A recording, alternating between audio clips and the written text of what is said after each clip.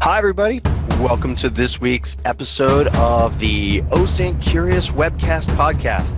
I'm your host for this week, Micah Hoffman, joined by my favorite fellows. I've got Ginsberg, 5150. Say hi to everybody, Ginsberg. What is going on, everyone?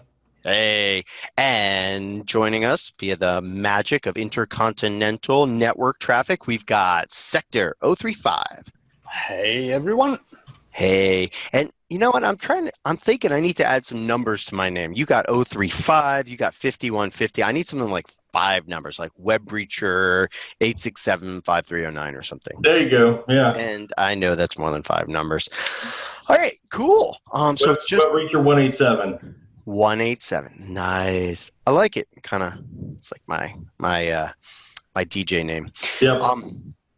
Also want to say hi to our attendees, and the list is growing and growing and growing. Thank you to those of you that are our regulars, and nice to see those of you that are just joining in for the first time. We've got a pretty cool show. We have no guest star today, so everybody that attends is a star. Sure. I mean, we're all winners. And we're going to be doing a bunch of in the news and answering questions. So those of you that are attending in the Zoom.us client, please feel free to chime in while we're doing the week in review. We love getting your input and your information because you all are doing some amazing stuff out there. Before we get started, Sector, anything cool happened this week in your world? No, not really. Had a very, very quiet weekend. No, I had an awesome day yesterday. Yesterday, around 4 p.m. my time, the CTF of Trace Labs started. And this was my very first time participating in the CTF. Bought a ticket, created a team, and then last minute I got help from Salah Hildin, and we started together, going over the CTF, going over the subjects, what they call them, trying to find info, and then all of a sudden, someone who forgot to buy a ticket, Nick's Intel, he was too late to join in, but he joined me on Slack and. Had extra help? Well, hey, we can have a team of up to 4 people, and I had 4 people, but 2 of them were offline. Okay. Yeah. Totally legit. Oh, absolutely. So, Sector, can you describe for those people that have never done an OSINT capture the flag or done Trace Labs? Now, I know Ginsberg, you've actually helped lead and moderate these and actually judge some of these. But Sector, this was your first one. Could you tell us a little bit about what the Trace Labs, what the CTF was about? Yeah, the Trace Labs Missing People CTF is it's like a capture the flag. Purely based on OSINT, where they are using actual cases of missing people to try and find information about them. On one hand, there's of course the goal of trying to find information that may lead to some kind of discovery or that can help the police. But on the other hand, it is of course a CTF. So we have to try and find flags. We've got to find personal information. We've got to try and find extra photos and everything like that. And it was my very first time. And I know a lot of other people had it too that were first timers. I really had a problem seeing it as a CTF because I treated it as actual cases that I needed to provide some kind of help. So it really took me, I think, about 1.5 hours or something. And all of a sudden I thought, yeah, hold on. I'm looking at all these pieces of information. These are all flags I should actually submit. So after an hour, we only had a few flags. And then all of a sudden, me and Salah Hildin, we went like, oh, hold on. We got to get some flags here. And then we started submitting stuff. And then yeah, actually the last 15, 20 minutes, I was actually going over hungrily and looking at like, okay, what were the sites, what were the profiles? Because I need to submit a few more flags because Ginsberg with his team was right in front of me. So, well, we were just slightly too late. We were just 150 points off, but the experience and the event itself, it's an 8-hour marathon, OSINT marathon, and it was awesome to do. And next time, I'm absolutely gonna join again. Cool. It sounds like you had a good time. Yeah, you saw the. Sorry, I was gonna say you saw the tweet that you scrolled past. Whoever, like, no joke. Like, I was in recovery mode. Like, Yeah. at the end of 8 hours of just sitting and just focusing, it's really very kind of you don't realize how hard it hits you until you're done with it, and you're like, oh wow, I've been sitting here not drinking. Yeah. And I will say, like, I have run 2 of these events before for a couple different cons, but this was my first time actually participating in the OSINT event as well. And everybody that I had on my team was also very, like, this is the very first time they'd done it either. So it was awesome. It really was. It was full of, like, excitement and a heartbreak. It's very tough to go through and see these cases and know that this is possibly the last thing that this person ever posted before they disappeared. And I got really tripped up, and it was nice to do this because it does kind of let you flex that muscle and see what you can and can't do.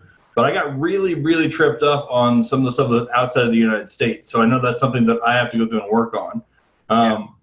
But, you know, using Google Translate and using all the other stuff, whatever, was very helpful. But it was it was a ton of fun and a very rewarding thing to do. Now, Ginsberg, am I right in that your team came in 5th place overall? Correct. You know, right above Sector Seekers, you know. Cool. Well, that's all that matters, really. Yeah. I mean, like, at the end of the day, you know, we didn't take first like the Mini Hats Club. We didn't take second. We didn't take third, fourth. But we did beat Sector. So that's all that matters. Yeah. Yeah.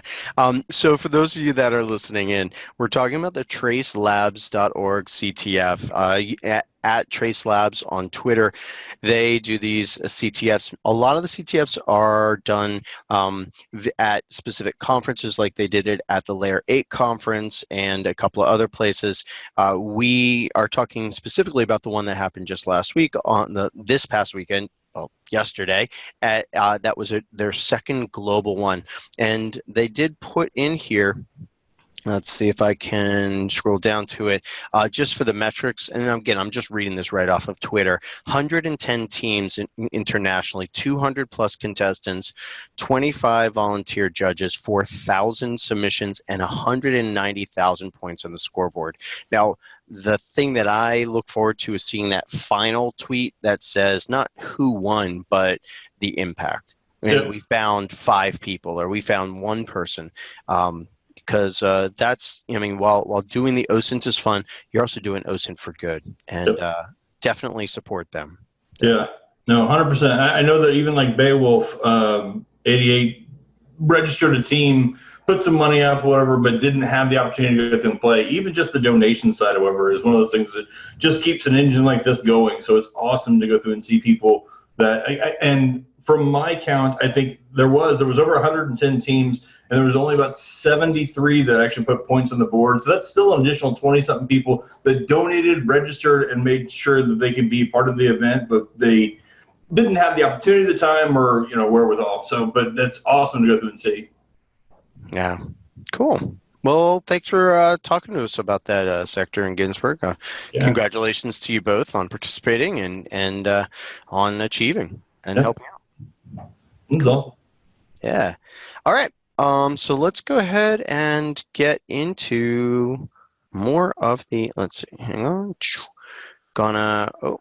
Let's see. So let's do a couple things. First off, OSINT Curious. The reason why I have this this webpage up on the screen is a couple of reasons. One, we've got some blog posts that are hitting this week, and I know that you're going to love this. Technazet has, just to give you a little teaser, Technazet, who is an amazing, amazing person that researches Instagram and other social media platforms.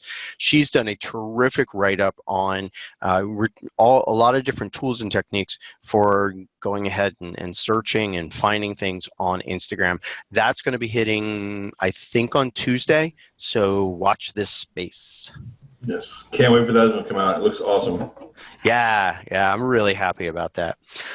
Let's also give a shout out to our two sponsors. Like Ginsberg and I were talking about earlier before the webcast started, we sometimes need money to help these things and keep these things going or to get better. And the good people over at Hunchley, Just Insights, and SANS have done a terrific job in helping us financially through this. We haven't started a Patreon ourselves for that, for crowdsourced people to help out, but it is in the works. We're working on some bigger things, and that just takes some time. So please, please, please go try Hunchley. If you're doing OSINT or whatever, you probably already have. And SANS has a variety of cybersecurity training offerings, including my open source intelligence gathering and analysis class. Is that one yours? Is that? Oh, yeah. Happened. Look at that. I've heard nothing but good things about your course, and I know it's one of the first kind of OSINT specific things. I know there are other SANS courses that get into a module of OSINT and stuff like that for like red team pen testing, AppSec, and stuff like that. But yeah, no, we're all very, very proud of you for that stuff. So. Thanks, buddy. Appreciate it. Yeah, the way that I build my courses is that it's that foundational layer of just all the different things. We go everything from help from Sector to and his image analysis and shadow analysis and geo-inting of photos to domains, IPs, people search engines, language translation. In fact, most of the people on OSINT Curious, like Kirby and Nico and Technazet, Sector, even Beowulf, I mentioned them in their techniques during class, and even Bazell. I mean, everybody contributes to the contents in this class, and I like it, and it's going to be evolving because a lot of things have changed this past couple of weeks. Cool. So Ginsberg, I think you should probably talk about this next place. What's showing on the screen here? Can you tell us? This is heaven for OSINT. So this is OSINT.team. So recently there was a server update. FOSSA went through and made it a little bit more secure because of the stuff that's been happening for IntelTechniques and the forum that went down over there. A couple of the admins and I kind of looked at things and said, hey, this is probably something we want to go through and just expect a lot larger group of people to go through and start using OSINT.team. And so FOSSA took it upon himself to, restructure the servers, make it single sign-on for either Twitter or for GitHub. He also launched a Patreon for support, which a lot of people have been donating to, which is awesome. But the focus of OSINT.team is that there is a specific channel for anything and everything that you want to go through and do.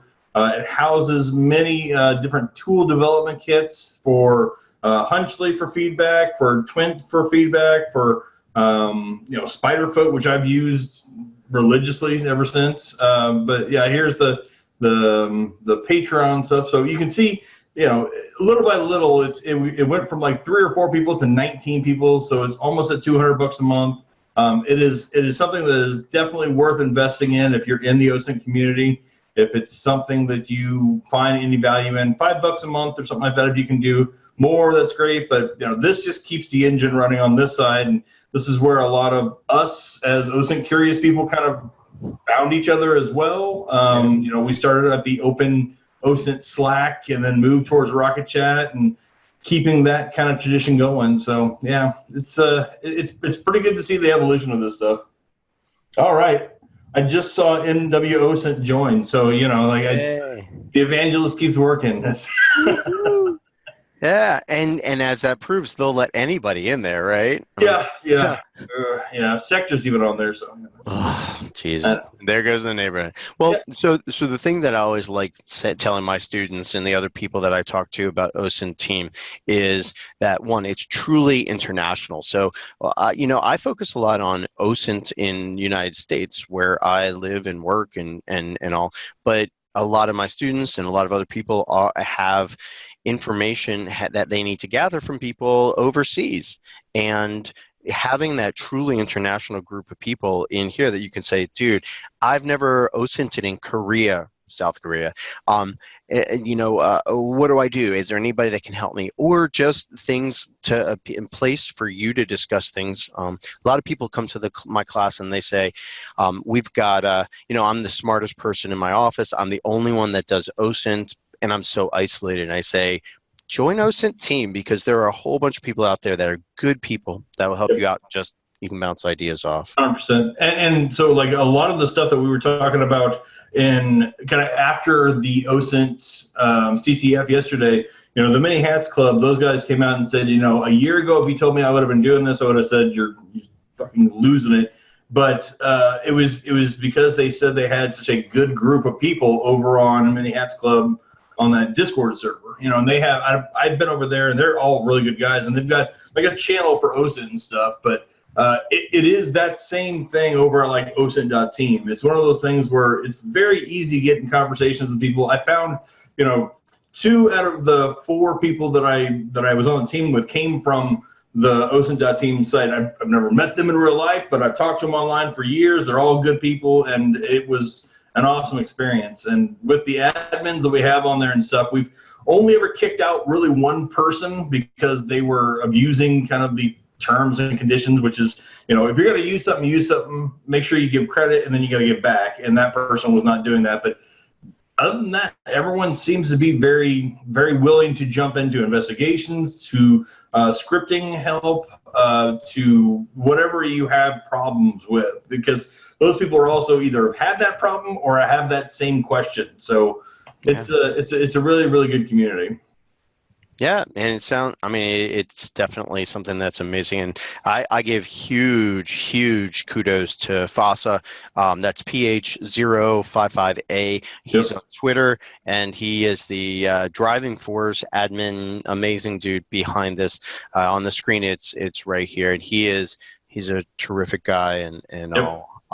So one of the questions, Ginsberg, Ginger actually asked us, Ginger T, one of our regulars asked, is it best to use a sock puppet, or is it best knowing who people are for the best results within OSINT Team? So that depends on your OPSEC. It depends on what you work on. It depends on if you want to be kind of seen in the community.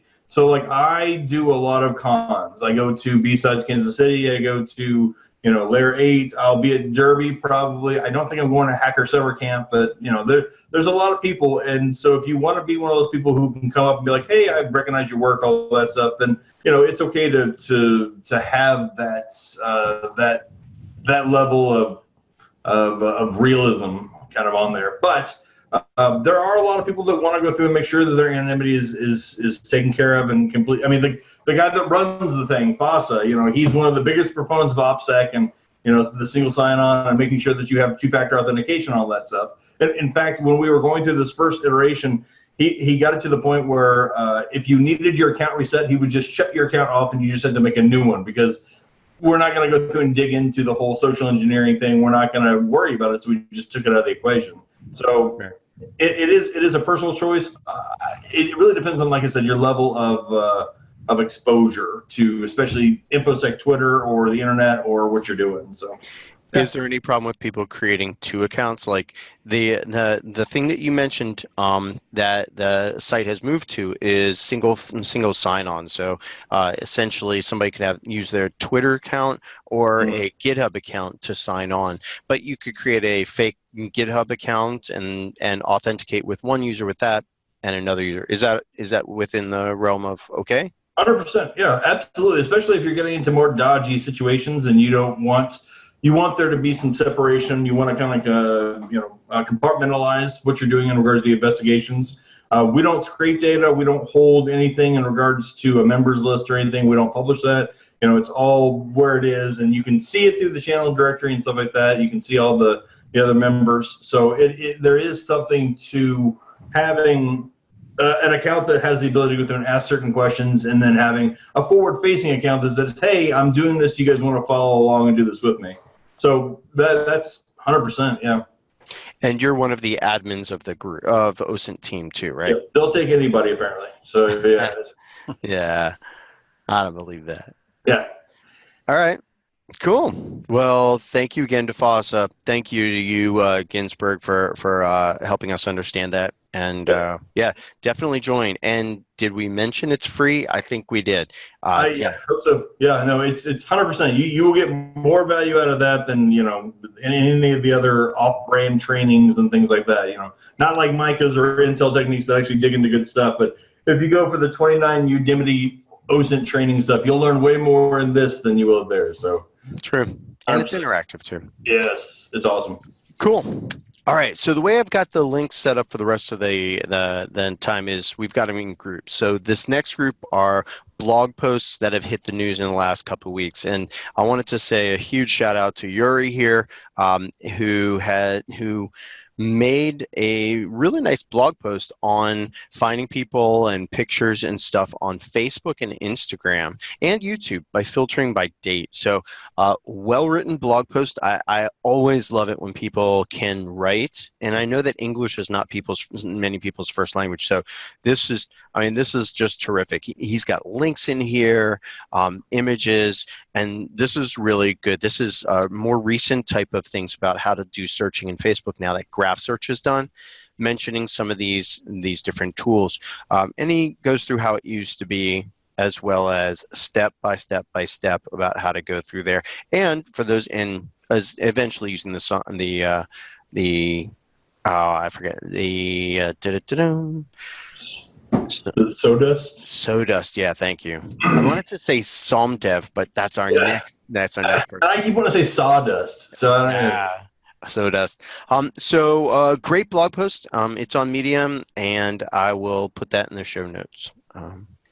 Cool. Yeah, it's awesome. Yeah, I skimmed through that, but I haven't read the whole thing. But it looks really good. I saw it yesterday, and I'm like, well, I should use this for the OSINT, and then I'm like, no, okay, too much, gotta go. Yeah.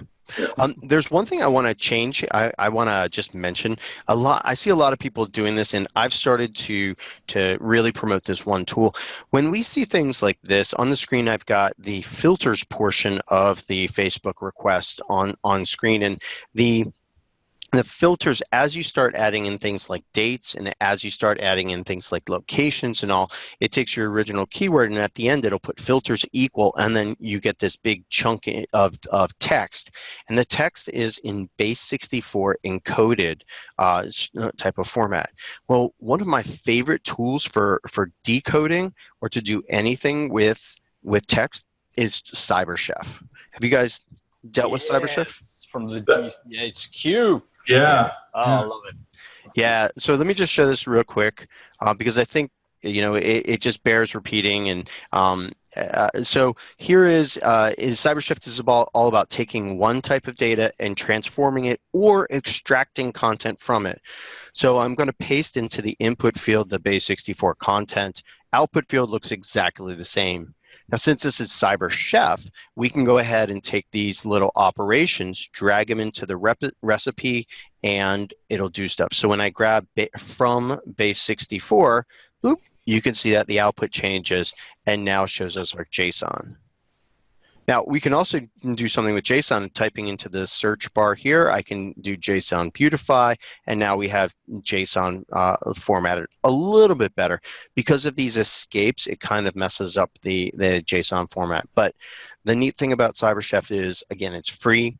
It does transformations and hashes. It will, if you stick in their HTML, like a whole bunch of HTML in the input, you can have it extract email addresses. So you type email, and you can pull out email addresses, or you can pull out IPs. Super, super helpful. That's awesome. What is JSON minify? What is it? What? What is minify? I've never seen that. JSON? Oh, over here in the... Oh, Yeah, so that's JSON Beautify, but there was a JSON. oh, Minify. Yeah. So if you're looking to save space on your page, you want to include JSON on there. It will do essentially compression, like packing. So instead of having a JSON that looks like this, well, let's see. Yeah. Here's JSON. Now this might not work because we're escaping some of the stuff. Let's go to JSON. Minify would be stuff that would be included in the page, and here it's just taking out some of those carried returns. Oh, I see. Okay, yeah. So that's cool. While you're up there, I want you to play with it. Cool. No problem. So it says CyberChef. Ginsberg, would you mind putting CyberChef in our show notes? Sure. Just that. Cool. Yeah. So getting back to this blog post, really nicely done, Yuri. And we'll put Yuri's Twitter handle in the show notes as well. Again, not just Facebook, but also going down into Instagram and how to do it there. And even I think the bottom is YouTube. Yeah. Cool. All right, let's go into deblurring. Have you all seen this? This is by SomDev. Yes, I've seen it. And yeah, what was really cool, because he used using some simple blurring effect to depixelize these images. Right. But what the cool thing is, later on you find out that for Yandex you don't even need to do that, which is just craziness. Yeah. So what Sector's talking about is that on the screen right now at SomDev's blog, and again it'll be in the show notes, he takes a pixelated photo, a photo that, when people try to anonymize faces or things, they go ahead and pixelate it so you don't really see the details. But what he shows in here is that you can use Photoshop, or in this case, GIMP, which is a free photo processor, and you can sharpen and sharpen and sharpen, and then get a highly pixelated picture to look a little bit blurry but sharper. Then you take that and you do a little bit more enhancing, and you go to like Yandex, and they show, hey, there's the actual picture. Here it is, and all. But like Sector was saying, I do the same thing, Sector, for facial recognition. Yandex is super, super hot. You could take, let's do it live here. I'm going to take this picture. I'm just going to copy the image address, go to images. Actually, it's yandex.com/images, and paste in the URL here. Give me the little photo thing. And there's the pixelated image, and the first image is a person. It's nice. Just amazing. So great technique. Thank you, SomDev, for putting it out there, helping us understand how to do it. And depending on the search engine you use, you might not even need it. Cool. I'm surprised he's not in the chat, actually. Yeah. Well, I think he was there last time or the time before something. So yeah, shout out to him though. People have other things to do with their lives, Ginsberg. Nope. No. I don't believe it. All right, let's go from that to a sad note. The BBC's News Africa did an amazing an amazing report, and it was in a series of tweets, and they actually have videos that go along with it, where they've used open source intelligent techniques to take some video, actually take many different segments of video that were taken over the course of days, and piece them together to help us understand what happened in Sudan. Sector, do you know anything about this? I know that you've done some work with them over the past. Yes, but they pump out so many articles and so many researches. I have not had a chance to look at this. No. Yeah. So the overall gist is that there was a massacre, and this massacre was caught on many different cameras, people's cell phones and social media. And what they did was they pieced together the different photo segments and videos and showed you who was standing where at what place at what time. In fact, in one segment, they show you that one person caught the other two people in their picture of videoing. So they're like, okay, there's the guy in the red shirt, and over the course of days, over the course of like 3 segments, they show you the before, what's happening in Sudan, then they show you the massacre, and then they show you the aftermath. It's heartbreaking. And it's also another way that people are using OSINT, and it's very well done. Very well done. All right. So that's our blogs. That's the blog post that we've seen this week. Let's get into this. Ginsberg, Sector, have you all played with IntelX.io tools? I have. Yeah, I've added it to Week on OSINT a couple of weeks ago, and I did. I think I added the Facebook one in it, but yeah, I know there are more things, and they keep adding things. So yeah, I've really got to revisit it, because this is going to be one of the most favorite tools out there. Looking at the tools they have now, and also to validate emails. Yeah, we just had a question about that yesterday in one of my Slack channels, and yeah, a good email validation tool is always handy. So I'm gonna check that out, how it actually validates emails. So I'm really curious.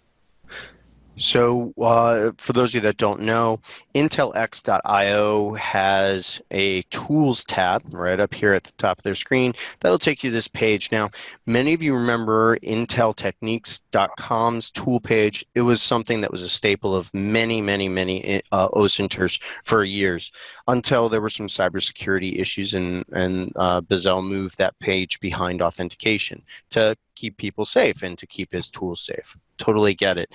That created a vacuum where people that were doing OSINT that don't necessarily feel comfortable using command line tools just want to put stuff in web pages. They needed somewhere to do that. Well, IntelX.io has started to replace the tools that were on Bezel's site that are probably still there behind authentication, and they've started to remake those in a safe way.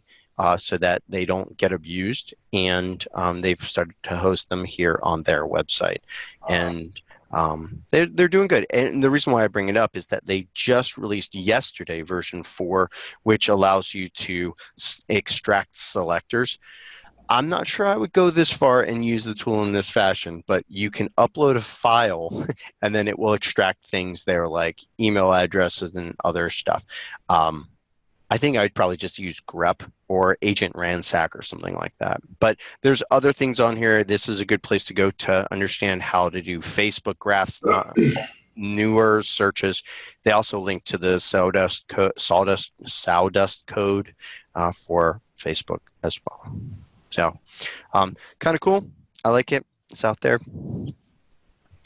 Now, speaking of fun stuff that's out there in code, I was doing some research for some private work that I was doing, and I was looking into how Microsoft has changed the LinkedIn API, because they've made some significant changes to LinkedIn over the past X number of months.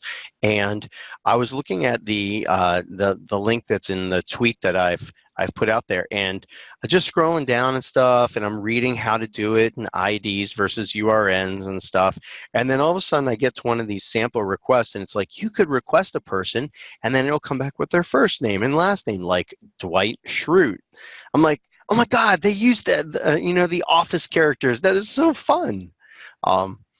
I think it's kind of neat that we find these kind of Easter eggs out there. And there's a ton of them out there. In one of the talks that I did, I show that in Flickr.com. You can view the page source, and they've got ASCII art in the page. And they say, hey, look, you're reading, we're hiring. Flickr jobs. This stuff is out there. And this is the stuff that keeps me getting OSINT curious. When I look into something and I see one of these things, I think some person put that there just so that I could find it. It's neat. Yeah, no, it's cool. Yeah. All right. So I don't know, Ginsberg, Sector, do you guys do much on YouTube? I mean, aside from watching those videos that we can't talk about on here, but do you do OSINTing on YouTube? Watching hacking videos? No, I'm past watching hacker videos. I'll just grab some blogs and follow some Twitter accounts. Okay. Yeah, no, there's nothing wrong with hacker videos. But yeah, I'm more of someone who likes to read, because else I'm gonna skip videos after like 10 minutes, but then I get bored. So, except our videos, right? Oh no! I always watch your own videos back. Always. All right. That didn't Yeah. work well, Gins. No, that did not. Ginsberg, save him. Yeah, I don't know. I do, especially if there's a tool that I'm looking at from GitHub or something, and they've got a like an explanation, or if they've got a link to a video and stuff, just to see how it's supposed to work before I break it. I'll check that stuff out. But yesterday, I will say that there was some stuff that I was trying to use, YouTube for in regards to date ranges and some of the other stuff, whatever, for kind of the OSINT CTF. So it's not the hacking video side, but I've done research on YouTube to go through and see, what extra information we can get about, because there's a lot of people who are doing independent reporting or their own, blogging and stuff like that, whatever. And I think one of my favorite examples was, like, there was a guy who had an Alexa little thing set up, and he was taking live donations, and the people who were in the live stream found out that they could ask Alexa to go through and do things. And so they said, "Hey Alexa, where am I located?" And it gave exact locations to where the guy was, because it had it on the Amazon delivery page stuff. So there are things you can find out through videos that sometimes you just can't get through reading. Agreed. Well, so actually, Chris is on in our studio audience here, if I can say that. Chris asked, "Hey, what do you guys think about this YouTube hacking stuff?" Now, from the little bit that I've read, the clauses have been in YouTube's terms of service that you're not supposed to make videos that circumvent any type of cybersecurity or any other type of security and publish that on there, because that could allow people to break the law. They just haven't been enforcing it. Well, recently they did enforce it with some higher profile accounts, and they temporarily banned them. And then there was this huge outcry from the hacker community and the cybersecurity community, like, "Hey, come on, we're using these for good. Let us see them." And I think their accounts were restored. Now, let's see. So Chris, he's on here, and he says his main concern is the 10-minute videos and someone complaining that they are a threat and maybe blocking our stuff. You know what? If that happens, we will go over to archive.org. I've already checked it out, and we can upload our videos directly to archive.org, host them there, and people can pull our content from there. Or there's Vimeo or other places as well. So we'll put the links out and stuff, so that'll be good. Yeah. So we already checked it out, and we're going to be good. I mean, I maintain copies of all of our videos that we publish. So if somebody blocks access, we've actually already started uploading a couple of them to the archive.org site just to test it out. But we do have a backup plan. Can I host them on OSINT Curious website? We could look into that. Our OSINT Curious website, we are using somebody else's hosting. We probably could host the MP4s up there. Yeah, if people are interested in just downloading the MP4s, we could look at that. Depends on the space that we use and how much. I think we have tons of space. Oh, do we? Okay, then. Yep. So we could probably create a web space and all. If you're interested in that, let us know. Yeah. We can see about hosting them there if people want the MP4s. I will say one last thing on this YouTube stuff. So there was a dark web carding website, or I found it through Nightmare Market? I don't remember. But there was a carding group that was telling people that how they could go through and get stolen cards and information and all that stuff. And they actually were promoting so heavy that they had like little 3-minute animated videos that were on YouTube, and they just kept kicking them out, and it would just blast the Onion site, and then they had a Clear website, and then they just they were into the marketing, the SEO of it or whatever, and it was like facepalm, just because they were just getting so much, but there was no OPSEC in regards to how they were posting it and all that stuff. And so I understand YouTube's point in regards to the malicious actor stuff, but it's tough for all of us, because we want to know the vulnerabilities so that we can make sure we guard against it, but there's still assholes out there. So it's Yeah, there's always going to be people that do stuff. The amazing thing is that my buddy and fellow Nova hacker, Info Janitor, he gave a talk on the things that you can find on YouTube. And I mean, you can find anything, not just porn and stuff like that, but pirated content. And I'm thinking, yeah, hacking videos, whatever, but it sure would be nice if YouTube would focus on getting, Finding Nemo and whatever end game off of there and getting that stuff that people record sitting, in their airplane seat where across the screen it says United show up there telling me that they've recorded this during an in-flight movie. Get that stuff off of there. Don't worry about the hacker stuff. But somebody probably complained. Yeah. All right. Well, let's go from that to this guy here. This is David Mashburn. We're going to move into the video portion, audio and video portion of the webcast here. David Mashburn gave a talk on OSINT, not just offensive, for the SANS Blue Team Summit. And one of the things that he pitched out there was that blue teamers or people that are doing cybersecurity defense can use open source intelligence techniques in order to find information that would help them protect their organization.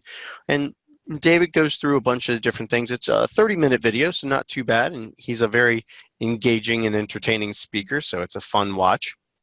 The thing that's interesting to me is when I pitched this out to Twitter and said, well, how many blue teams are actually doing open source intelligence as like one of the things that they do to protect things? And I got some people coming back. I got Justin Henderson, SANS instructor, John Hubbard, another SANS instructor and author, and they said, more mature organizations or larger organizations, they probably do some form of OSINT or pay somebody to do that type of OSINT, but the smaller ones not so much because it's lower down on the priorities. Sector, Ginsberg, any thoughts? Yeah, I do know that the company that I work for, a really big company in the Netherlands, their defensive part uses a lot of OSINT. They got some really cool specialists over there on board. So, yeah. Okay. Cool. Yeah, any time that I've ever taught or I've ever talked to people in regards to what OSINT can do for them, and a lot of people say, oh, it's for red team, it's for pen test and all that.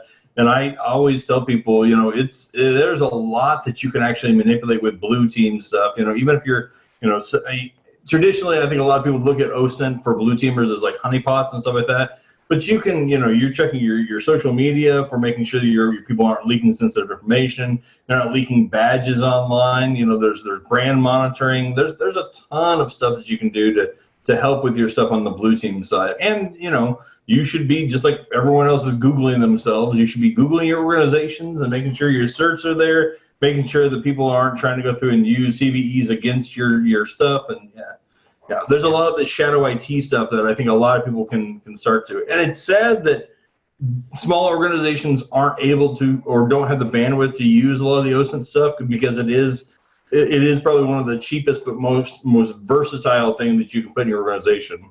Yeah.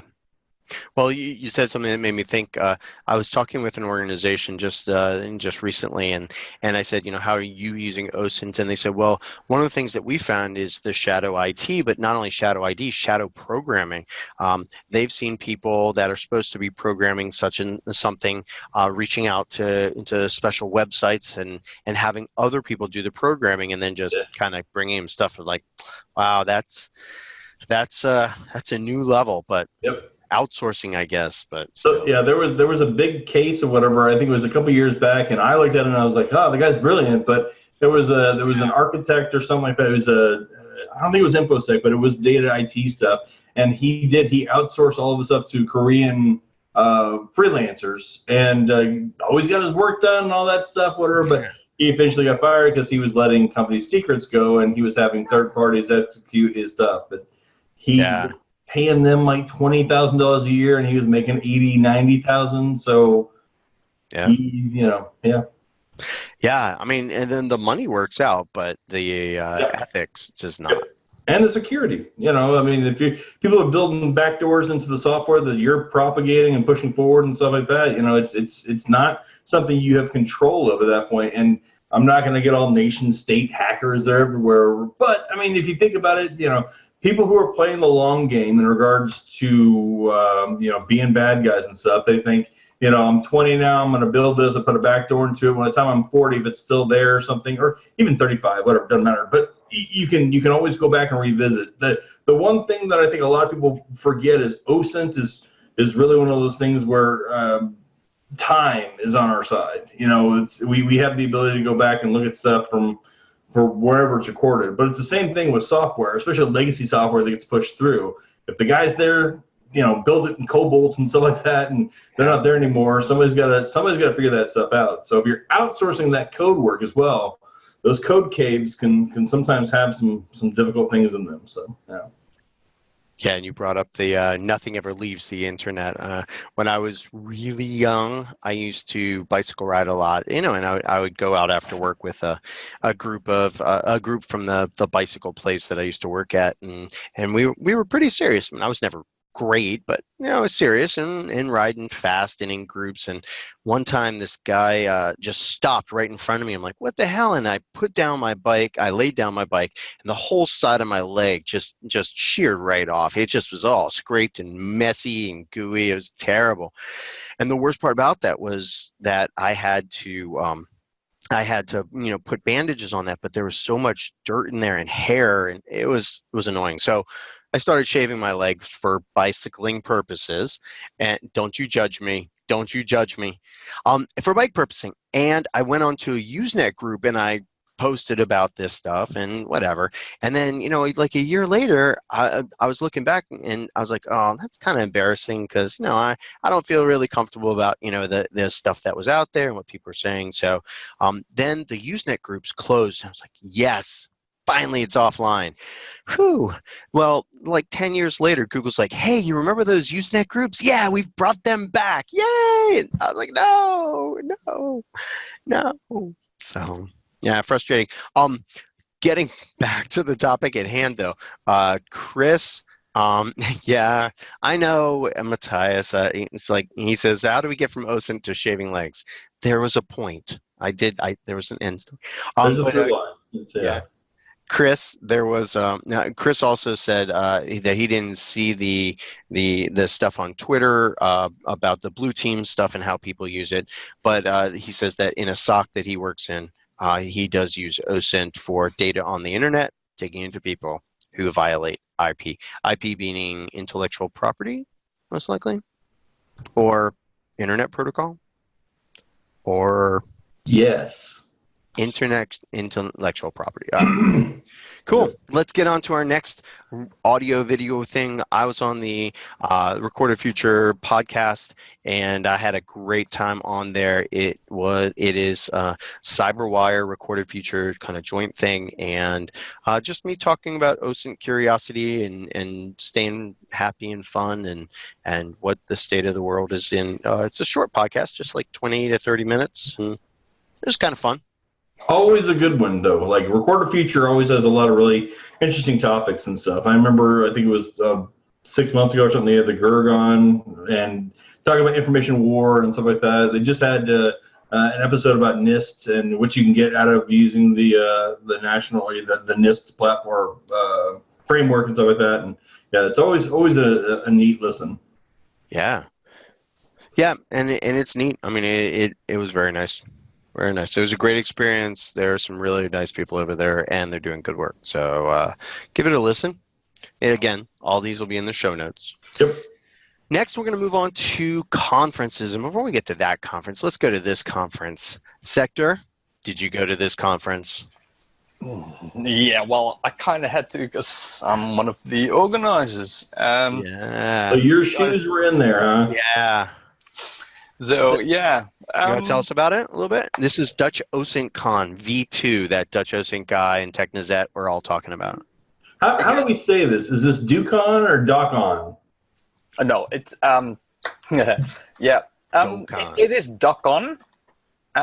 It's Dutch OSINT Con, but you can also read it as Doc On. So start documenting. So it's got a little bit of a double meaning. That also explains the logo. Yeah, because there's a power button there, right? Yes. We came together somewhere last year. I met TechNizet and I met Dutch OSINT guy in Amsterdam, and we just posted a picture of our shoes. We were meeting up with Christian Tribert, and we were just having a beer, waiting for him, just getting drunk as we always do. And people sound like, "Oh, you're meeting up. Oh, that's cool. We really want to be there." And I think Gins was one of them tweeting it. So we thought, yeah, you know what? Maybe we should try and come up with something like a meetup for OSINT people in the Netherlands. Maybe some people from Belgium would like to join.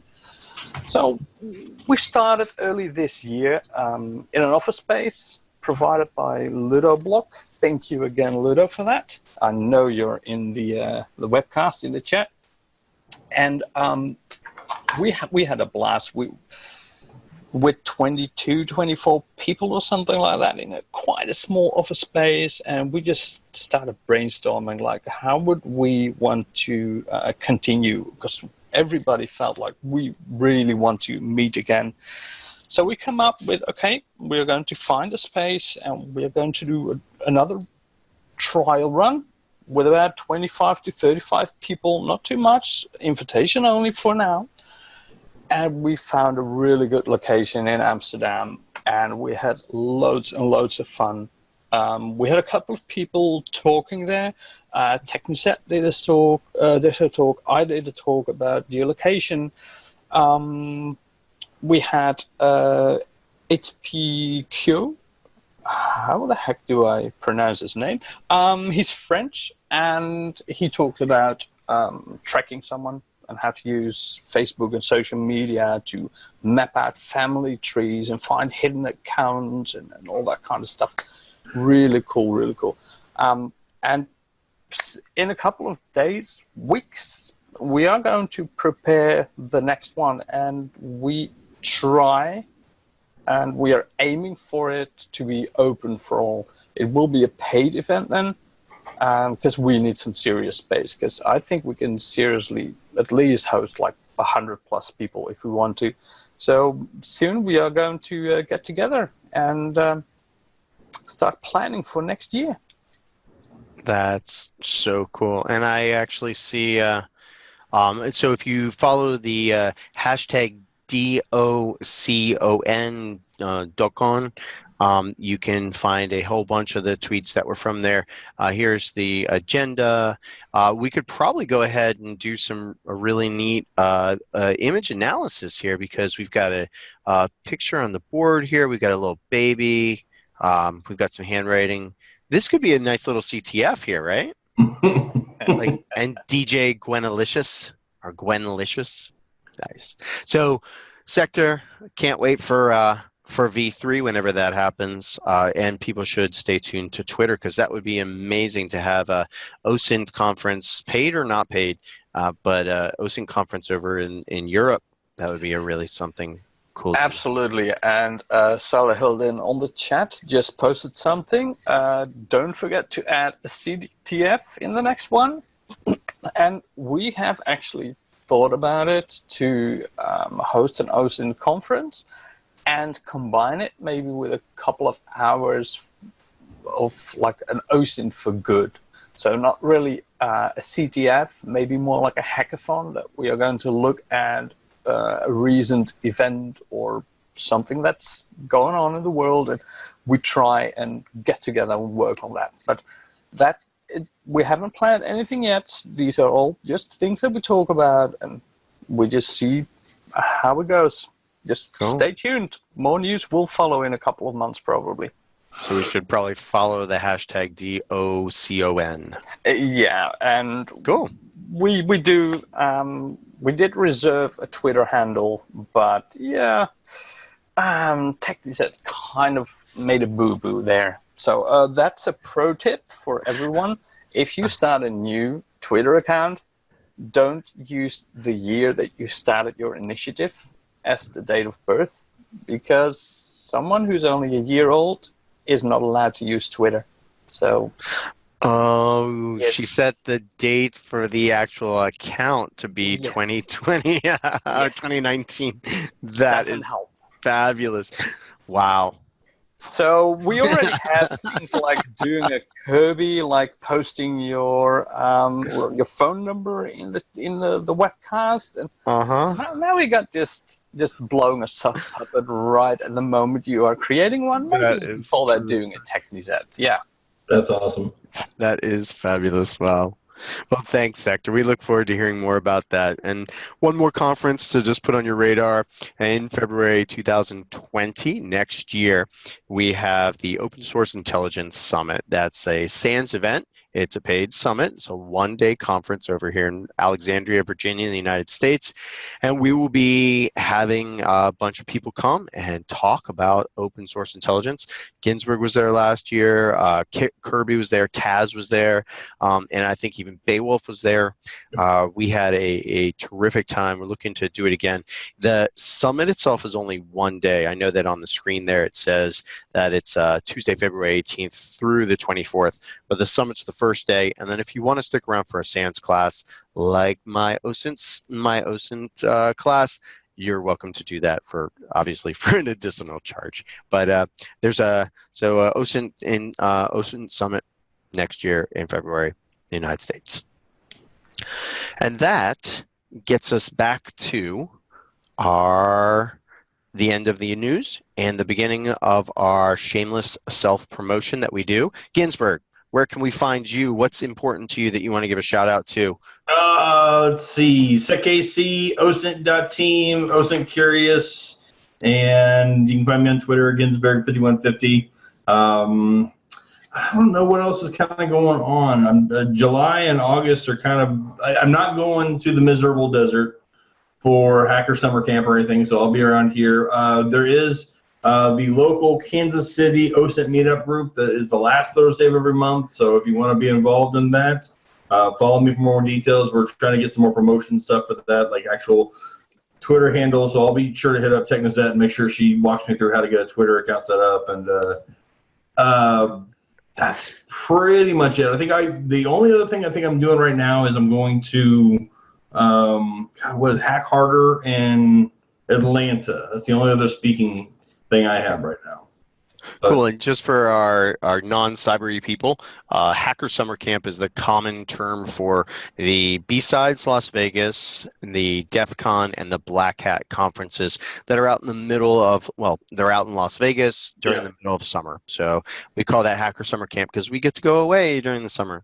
And there's a lot of events around it. So there's the DEF CON shoot, there's the barbecue, there's the camping, there is a whiskey club, there's just anything and everything. There's a furry meetup. There's just anything that you can think of, whatever, for DEF CON or for anything in this culture. There's a meetup for it, and I encourage people to go if you can. This is actually going to be the first year I heard that they're going to take debit and credit cards for tickets. Normally it was $230. It was a cash deal. You had to go through and do it, because it was a bunch of hackers. So.